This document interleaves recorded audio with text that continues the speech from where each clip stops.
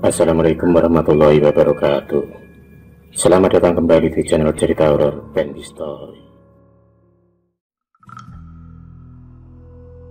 Malam semakin larut, hawa dingin menusuk tulang, badan pun menggigil lantaran dinding rumah yang terbuat dari bambu sudah mulai keropos akibat termakan usia. Petir menyambar menyisakan rasa takut pada dua bocah yang masih belia. Dialah Bayu dan Anggita. Mereka hidup dengan seorang ayah yang sudah mulai sakit-sakitan. Ibu mereka sendiri tega meninggalkan keluarganya demi laki-laki lain. Kemiskinan dan juga suami yang tak bisa memberikan nafkah batinlah pemicu keretakan rumah tangga keluarga Bapak Darmono.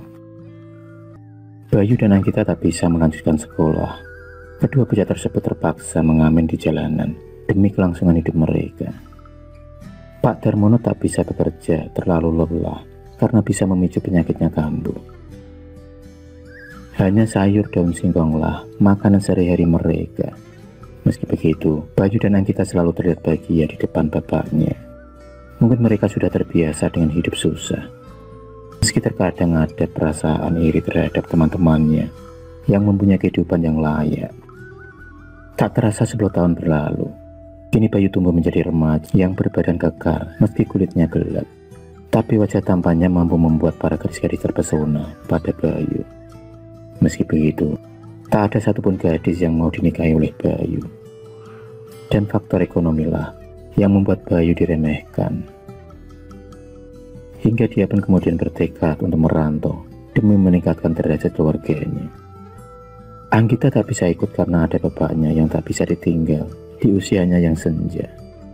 Hari-hari pun berlalu, tahun pun berganti tahun. Tak terasa, 7 tahun sudah Bayu meninggalkan bapak serta adiknya itu.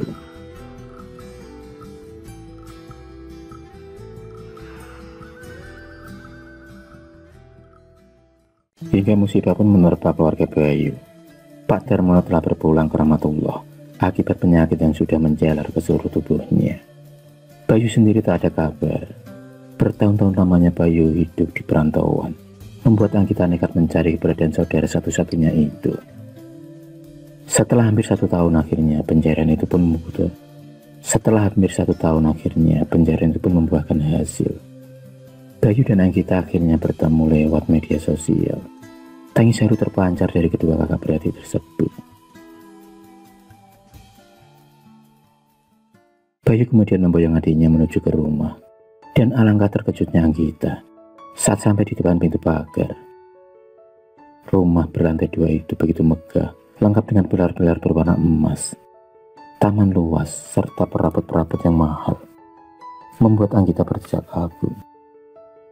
Pemandangan itu sangatlah jauh berbeda dengan keadaan 20 tahun yang lalu. Bayu kemudian mempersilahkan adiknya masuk. Dan tak disangka, Bayu juga sudah mempunyai istri yang begitu cantik. Dialah Winda, wanita kota yang dinikahi 3 tahun yang lalu. Setelah beristirahat, Anggita tampak tertidur dengan pulasnya. Seumur hidup baru kali ini, dia tidur di atas kasur yang sangat empuk. 2 minggu sudah Anggita tinggal bersama kakaknya. Dalam benaknya dia sangat senang, kakaknya dapat merubah nasib dan meningkatkan derajatnya. Apalagi Bayu sangat royal terhadap Anggita, hingga dia bisa membeli apapun yang dia inginkan. Hingga suatu malam Anggita tak sengaja melintas di depan pintu kamar Bayu. Anggita melihat kakak iparnya tidur membelakangi pintu. Karena penasaran, Anggita kemudian mencoba melihat lebih dalam. Tampak dengan jelas di matanya Winda sedang menyusui bayi. Anggita pun berniat melihat bayi tersebut karena sudah pasti itu adalah keponakannya. Tapi alangkah terkejutnya Anggita saat melihat sosok bayi tersebut berwujud menyeramkan. Matanya melotot tajam serta gigi menyeringai penuh darah. Sosok tersebut menghilang serta Anggita yang tiba-tiba pingsan. Keesokan harinya dia pun menceritakan apa yang dilihatnya. Tapi Bayu dan Winda mengelak dan mengatakan kalau Anggita telah berhalusinasi. Saat sedang sarapan, Anggita dikagetkan dengan Mbok Jun, seorang pembantu rumah tangga kakaknya. Usianya yang sudah tua renta menjadikan penampilan Mbok Jun sedikit menyeramkan.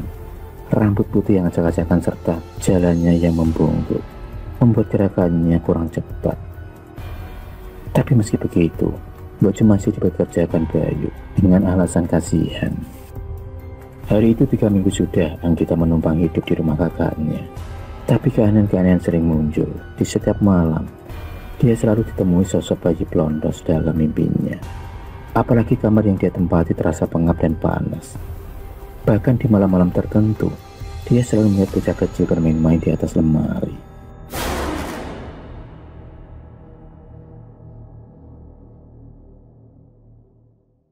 Meski begitu mewah kehidupannya sekarang, tapi ada perasaan yang tak nyaman di rumah tersebut. Apalagi Mbok Jum selalu melotot ke arahnya, seolah dia tak menyukai kehadiran dari Anggita. Pernah, suatu malam, Anggita memergoki Mbok Jum sedang menyalakan kemenyan di pojok rumah. Mbok Jum pun duduk sambil mulutnya kemat-kamit, rambut putihnya terurai panjang. Wajah keriputnya itu terus saja memanggil nama-nama yang tak diketahui Anggita. Beberapa menit kemudian 3 bocah dengan rambut gendulnya berlarian ke sana kemari, mengitari Mbok Jum. Anggita pun shock. Dia menutup mulutnya sambil terus beristighfar. Tapi sebenarnya Mbok Jum melihat keberadaan Anggita. Dengan cepat, Mbok Jum pun menghilang dari pandangan Anggita. Demikian juga 3 bocah gundul tersebut. Setelah kejadian malam itu, Anggita sering mendapatkan tekanan dan teror-teror, seolah Mbok Jum tak menyukai keberadaannya.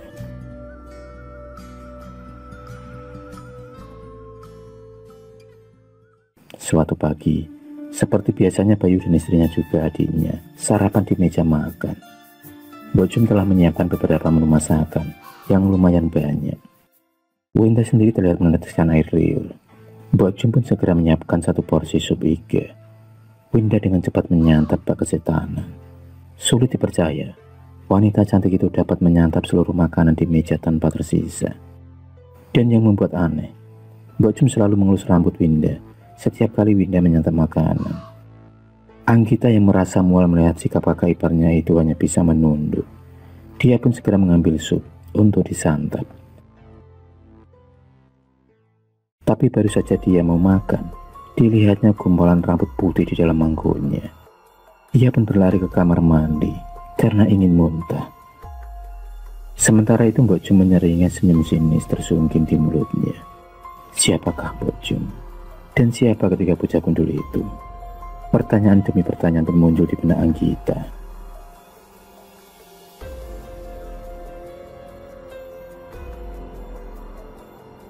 Anggita sendiri ingin sekali menguak segala misteri di rumah kakaknya.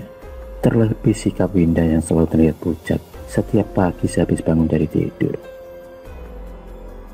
Meski kakak iparnya itu baik, tapi tak ada salahnya Anggita mencari kebenaran.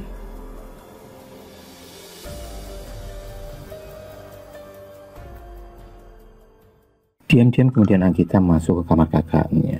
Semua nampak biasa saja. Hanya saja ada 3 patung bocah gundul terpajang di sudut kamar. Anggita kemudian mendekat dan mengambil salah satu dari patung tersebut. Beberapa menit kemudian, dia pun melonjak kaget ketika melihat bola mata yang bergerak. Setelah kejadian itu, setiap malam Anggita merasa ada yang menyentuh tubuhnya. Tangannya seperti ditarik dan setiap membuka mata, ada bocah gundul dengan gigi runcingnya ingin membuka bajunya. Seolah meminta sesuatu dari Anggita. Rasa penasaran Anggita selama ini akhirnya terkuak. Setelah tak sengaja, ada warga yang menangkap salah satu tuyul peliharaan dari Bayu.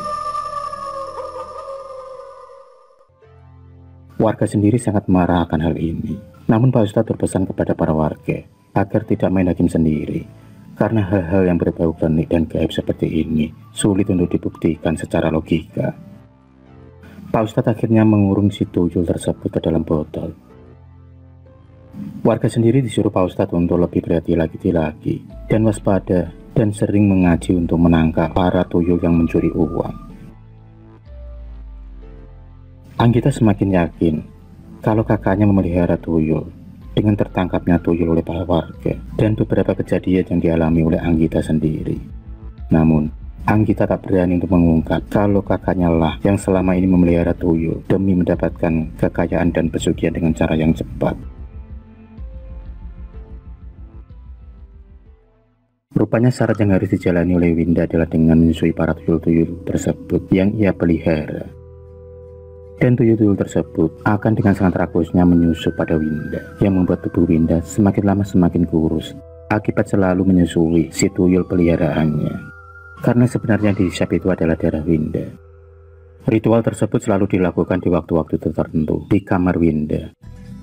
Ritual menyusui para tuyul yang akan memberikan uang untuk sang majikannya. Sudah lama Bayu dan Winda mengambil pesugihan tuyul ini. Dan tak ada seorang pun yang tahu kecuali Mbok Jum. Dan satu lagi, kini, yaitu Anggita. Ternyata Mbok Jumlah yang selama ini memperkenalkan Bayu dan Winda dengan pesugihan tuyul. Dan akhirnya Mas Bayu dan Mbak Winda pun terpikat untuk memelihara tuyul dengan menjadi pengabdi pesugihan tuyul. Dan hal itu sudah disepakati dari awal tentang apa perjanjian dan apa yang harus dilakukan demi jalannya pesugihan tersebut.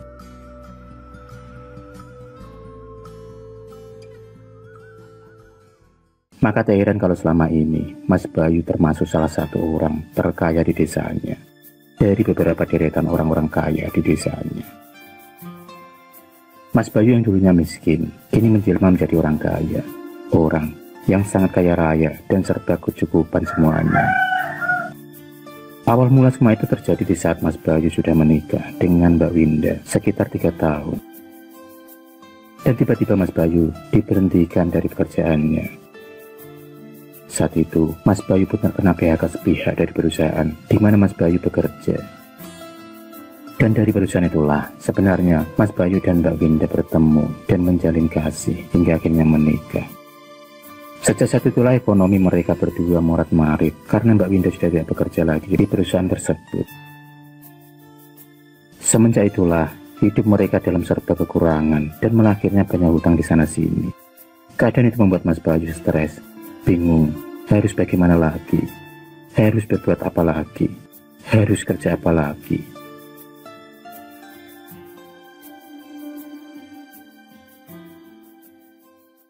Dan pada suatu hari Mas Bayu pun bertemu dengan Mbok Jum. Entah kebetulan atau bagaimana, Mbok Jum yang mengetahui kalau Mas Bayu lagi kepepet dan bingung. Kemudian ia pun menawarkan Mas Bayu untuk mengambil pesugihan tuyul. Mbok Jum bilang dia bisa menjembatani untuk mengambil pesugihan tuyul. Karena sudah kepepet dan bingung itulah, maka Mas Bayu segera menyambut tawaran dari Mbok Jum. Mas Bayu tak berpikir lama lagi untuk mengiyakan mengambil pesugihan. Dalam pikirannya hanya ingin cepat kaya dan hidup enak, bisa membayar hutangnya yang sudah menembus seperti gunung. Mas Bayu sendiri menyanggupi apapun persyaratan, yang penting bisa cepat menjadi kaya. Karena didesak dan dirayu oleh Mas Bayu, akhirnya Winda lulus juga, dan dia bersedia menjalani ritual pesugihan tuyul itu. Karena cintanya pada Mas Bayu, dan dia sudah tak tahan lagi hidup serba kekurangan, telah membutakan mata hati mereka. Mereka berdua pun menempuh jalan yang salah, jalan kesesatan dan musyrik. Tekad mereka sudah bulat untuk cepat menjadi orang kaya dan terbebas dari kemiskinan.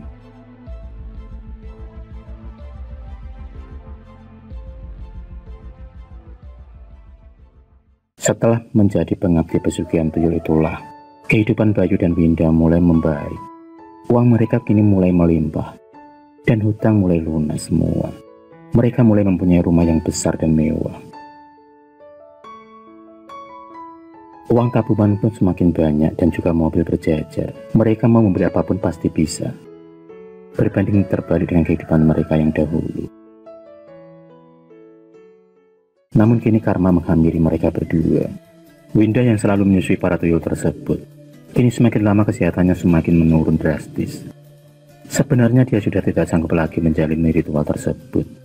Karena setiap kali dia menyusui, dia pun merasakan kesakitan yang luar biasa. Sakit yang ia rasakan sendiri. Karena sebenarnya Darahlah yang dihisap oleh para tuyul tersebut.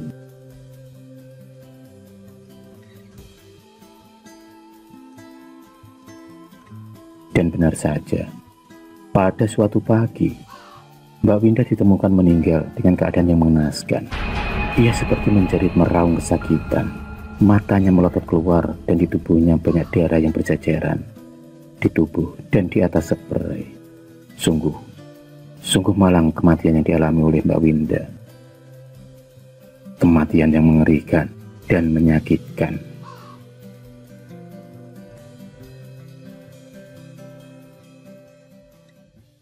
7 hari setelah kematian Mbak Winda, kabar duka lagi-lagi terdengar dengan kabar meninggalnya Mas Bayu karena mengalami kecelakaan tragis. Mobil Bayu menabrak sebuah pohon besar hingga ringsek tak berbentuk dan rusak parah. Hingga mobilnya pun terbakar. Dan Bayu sendiri menderita luka bakar yang sangat serius hingga mengembuskan nafas yang terakhirnya. Sejak kematian Winda dan Bayu itulah, rumah Bayu kini kosong dan sangat menyeramkan.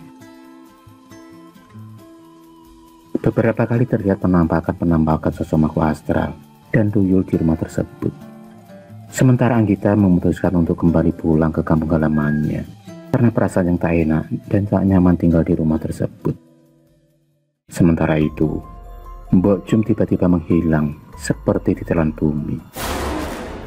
Seperti hilang tak berbekas. Sosok Mbok Jum sangatlah misterius. Siapa sebenarnya Mbok Jum? Sosok nenek tua yang sangat misterius dan rahasia. Karena kabar yang beredar, Mbok Jum adalah penganut ilmu sesat, pemuja setan dan iblis.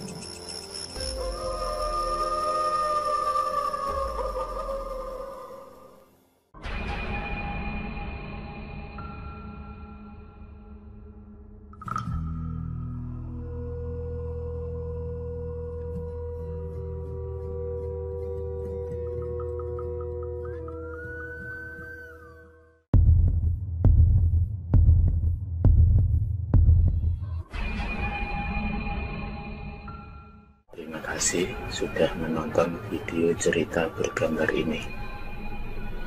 Klik subscribe untuk terus berlangganan video-video cerita bergambar selanjutnya. Semangat berkarya.